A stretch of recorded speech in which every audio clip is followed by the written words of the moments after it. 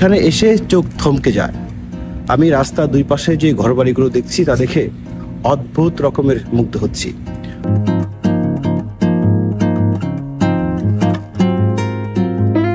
আমরা বাংলাদেশে যে রিসোর্টে ঘুরতে যাই, ছোট ছোট কটেজ দেখতে পাই। এই রাস্তার দুই পাশের ঘরবাড়িগুলো সেই কটেজের মতো করেই বাঁধানো।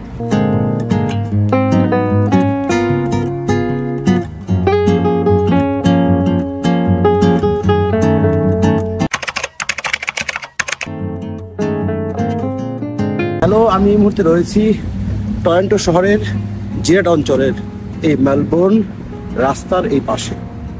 আমার পিছনে যে ঘরবাড়িগুলো দেখছেন তা অত্যন্ত মুগ্ধকর। দেখে চোখে শান্তি লাগে, মনে হয় যে আমি যেন একটি ছবির মতো জায়গা দিয়ে হেঁটে বেড়াচ্ছি।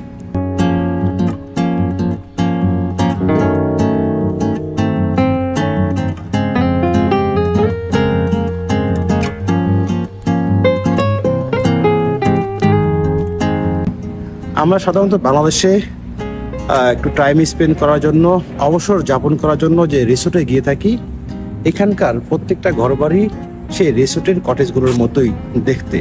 এটা মূলত আবাসিক এলাকা, এখানে মানুষের আবাসস্থল। ঘরবাড়িগুলো বেশ ফাঁকা ফাঁকা এবং দেখতে খুব নান্দনিক। প্রত্যেকটা ঘরই দুইতলা করে, মানে ডুপ্লেক্সের মতো করে বানানো। এখানে থাকাটা সত্যি অনেক সুন্দর এবং নান্দনিক। আমি যখন রাস্তা দিয়ে হাঁটছিলাম মনে হচ্ছিল যে আমি মনে হয় কোনো শিল্পের তুলিতে আঁকা কোনো একটি চিত্রকর্মের মধ্য দিয়ে হাঁটছিলাম। আমি দেখাচ্ছি ক্যামেরাটা, ব্যাক ক্যামেরায় দেখাচ্ছি যে এখানকার দুই পাশে ঘরবাড়িগুলো কতটা নান্দনিক। একটু জানিয়ে রাখি যে প্রত্যেকটা ঘর কাঠের তৈরি এবং ইটের তৈরি, সব মিশেলে বানানো। এখানে যেহেতু শীত প্রধান এলাকা, এখানে বরফ পড়ে, তাই বরফ যে সময়টাতে পড়ে তখন যেন ঘরের ভিতরে আর্দ্রতা বজায় থাকে, এতটা কুল না হয়, সেই রকম মানে সেইটা মাথায় রেখে এই ঘরগুলো বানানো। দেখতে খুবই চমৎকার সুন্দর। আমি এখন রাস্তা দিয়ে হাঁটবো এবং দেখাবো আপনাদেরকে এই ঘরবাড়িগুলো।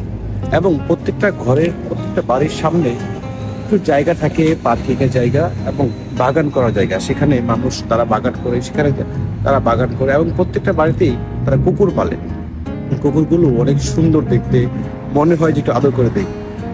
চলুন তাহলে দেখায় আসি আমি এই রাস্তার ঘরবাড়িগুলো, এই রাস্তার দুই পাশে ঘরবাড়িগুলো দেখতে কেমন, তারা কিভাবে গোছানো থাকে।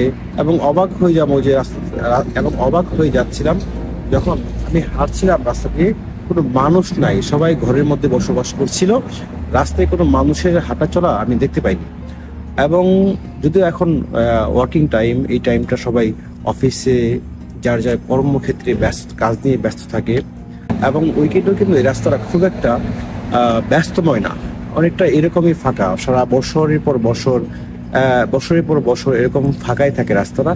এবং পুরো টরন্টো শহরটা এরকম ফাঁকা, এরকম মানুষের আনাগোনা কম, মানুষের চাপ কম। চলুন দেখে আসি রাস্তার দুই পাশের ঘরবাড়িগুলো।